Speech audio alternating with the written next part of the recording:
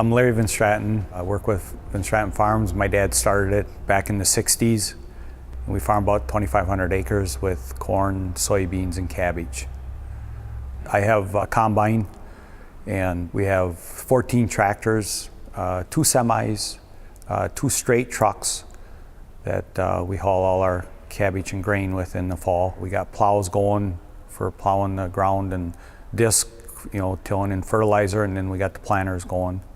So we have quite a bit of equipment going at one time in the spring, and then in the fall we're harvesting, and combines going, trucks are all going, and we got tractors following that, working land also, and you can't afford to be down. If you're down in the spring and you don't get it planted, you have nothing to do in the fall, and it's thousands of dollars. Every day we lose bushels by not getting our crop in the ground early. What we get done in the fall really helps us in the spring as far as getting on the land quicker and better yields in the ground. It's better for it to be worked in the fall. When we're out in the field, our biggest thing is the weather. We try to beat the weather all the time. Our windows are getting so short with the amount of acres that we have that when we start a tractor or a combine, whatever we start our pickup in the morning, it has to run. We got to be moving in the morning, and because there's only so many hours of daylight, and especially if they're talking rain coming in, we know we're not going to be doing nothing there. You got a tractor it's beautiful, sunshiny out, and the tractor won't start. There's nothing more frustrating than that. In the fall, when we're hauling cabbage, we're scheduled so many loads per day, and if you miss your load, somebody else picks it up, so you lose that load, and then you don't usually get to pick it up until the end of the year, when it's either snowing or raining or freezing. The weather's miserable, and in there you're still out working because you lost a day that something didn't start. Downtime, it's costly. It's getting really costly to be down when you need to be working or planting or harvesting. When the ground is ready, we need to go, and we can't afford to be down at all. And I would say the batteries on just about everything I have is the most important thing, because if you can't get it started, you're not going to get nothing done. This tractor here was only 4 years old, and the batteries went dead already. From years previous, when my dad was farming, when I was a kid helping him out, I remember batteries lasted roughly 4 to 6 years in the tractors, because they sit for, you might as well say they sit for 6 months, and then we work them 6 months. And the positive posts would be corroded off so bad that you had to put a new cable on it, and then that would start the bad battery and wreck the starter. I put new batteries in it.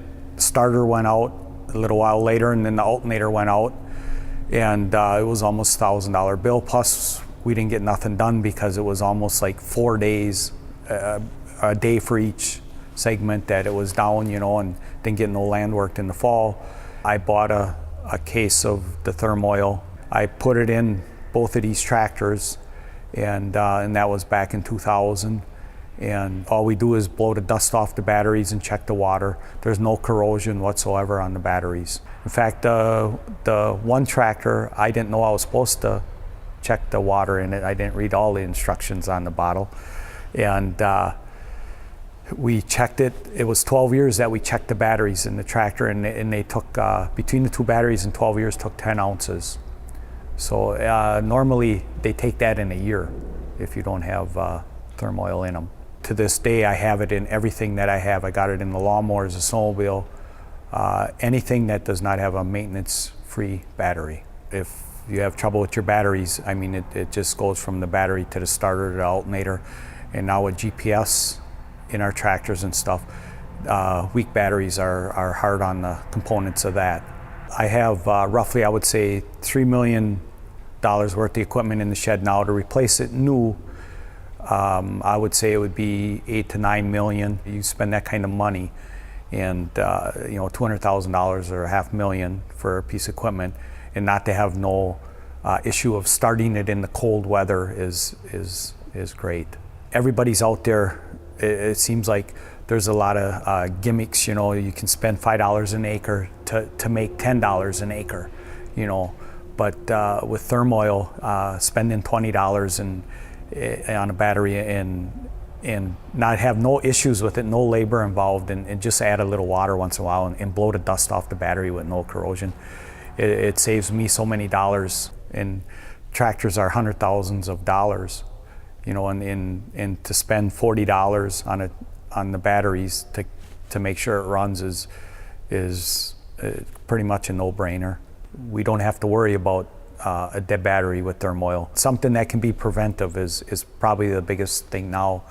As far as years ago, it was dollars. You know, you made dollars. Now it's pennies. You know, so you have to watch everything you do, and if you can save some dollars by spending pennies, it's huge.